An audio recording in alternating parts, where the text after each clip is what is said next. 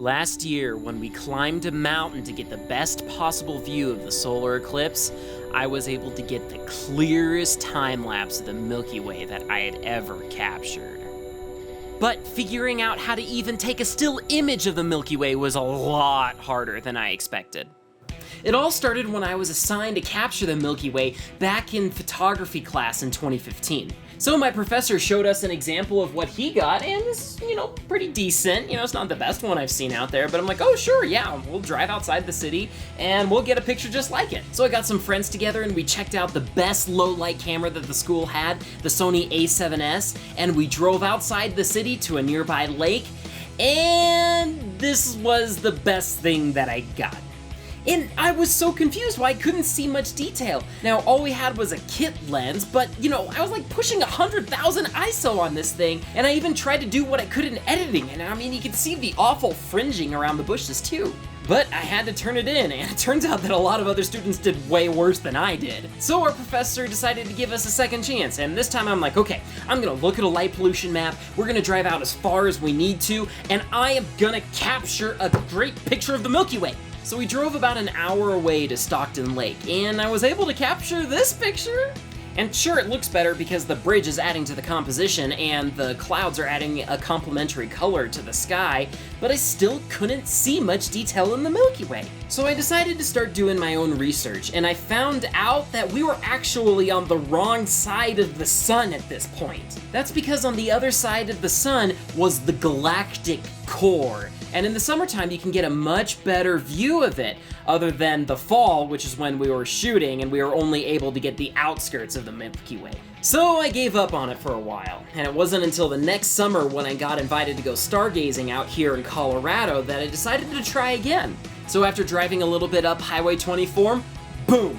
I was finally able to capture the Milky Way with ease. And this was without any post-editing. Once I brightened it up and cut through the hazy atmosphere, I was able to get it looking like this. I even got my friend Jason to pose in front of it, and I liked it so much I had it printed out on canvas. Now I felt like I was ready to tackle a time-lapse. So I went out with my best friend Dan, and we got this great time-lapse of the Milky Way.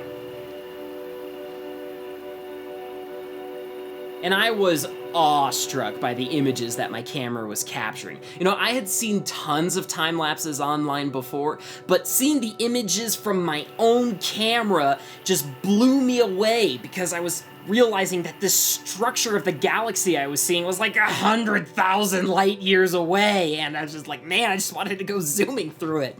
And after I brought the images home and edited them, I noticed that there were some weird green waves flowing through the atmosphere.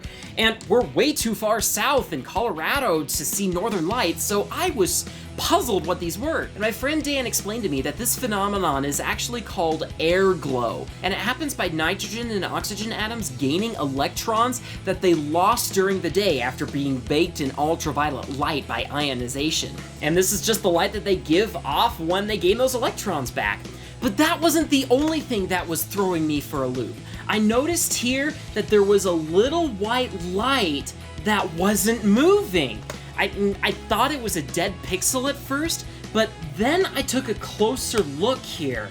I noticed that it actually was moving, just very slowly. I thought it may have been a satellite then, but that wouldn't make sense because notice here you can see other points of light flying past it. See, there's one, and then there's a third one going way faster. But then it all clicked. I realized that this was a satellite, so I was right about that, but it is way higher than the other ones that were closer to the Earth, and it's actually in a geosynchronous orbit, so its orbit matches the rotation of the Earth. And that's why it's moving very slowly.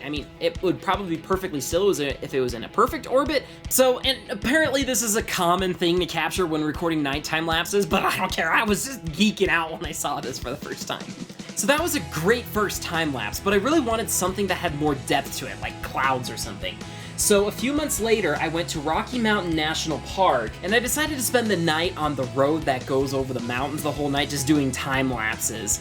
Now, the moon was actually in the way of the Milky Way, so I wasn't sure how it would turn out, but I started the camera rolling right as the moon was set, and I was surprised to see that I actually saw sunset colors there.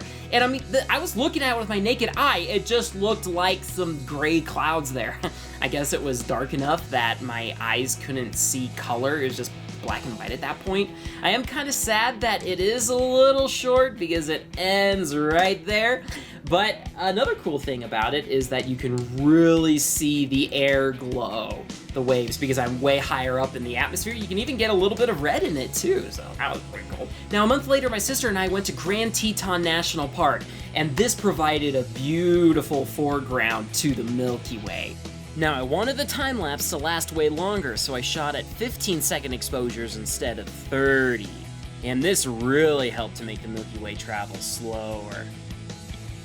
And it was probably like 10 minutes later that I realized that I forgot to swap out the camera with a fresh SD card. So in an attempt to overcome the feeling of failure, I got my best friend Dan and I to go out and get a time-lapse of the Milky Way with Pikes Peak in front of it again, but this time during a meteor shower. And this one turned out alright, but the shooting stars just ended up looking like little scratches on each of the frames. So, hoping to do better, I waited until the end of the summer when I went back to school back in Missouri and I could get access to the Sony a7S again. I drove back up to Stockton Lake, and this time I was able to get a hold of the f1.4 lens, which provides a whole stop more of light than my current camera, and I was able to get this time-lapse with it.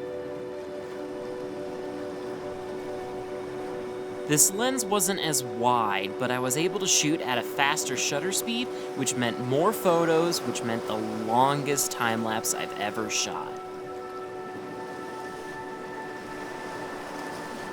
So, it didn't turn out bad, but the lake was still pretty busy, and you can see how hazy the horizon was from all the humidity out there. So as fall progressed and the sun started shrouding the galactic core, it wasn't until Dan and I decided to climb a mountain to see the solar eclipse that I was gonna try again.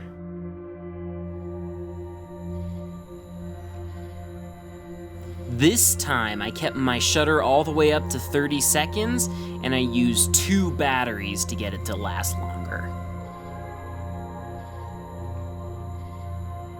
But you may have noticed that there was a jerk in the time-lapse, right there.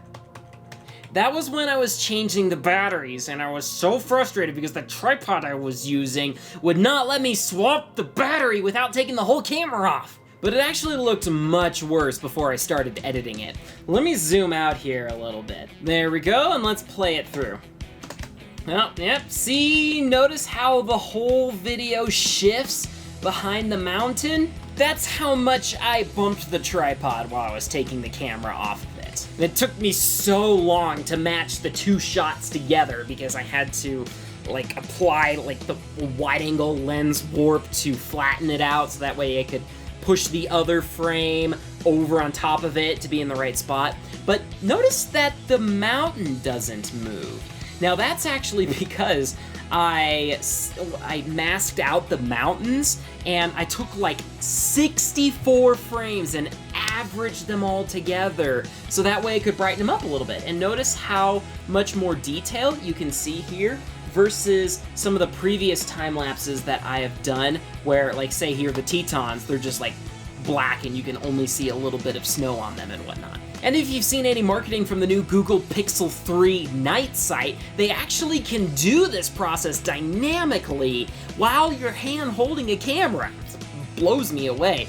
And because this thing, these are 6.5K photos that I processed 64 of them together in Photoshop to give me a 6-stop light boost. But anyway, even though I was able to correct that jerk in the time lapse, there was still one final thing about shooting the Milky Way that I have not captured, and that is the holy grail of time lapses. That is shooting from day to night while maintaining perfect and smooth exposure. And shortly after, when I was visiting my grandparents' farm, I decided it would be the perfect place to try it out. I left most of my settings on automatic to maintain a basic exposure curve. and then the Milky Way was revealed in its full glory.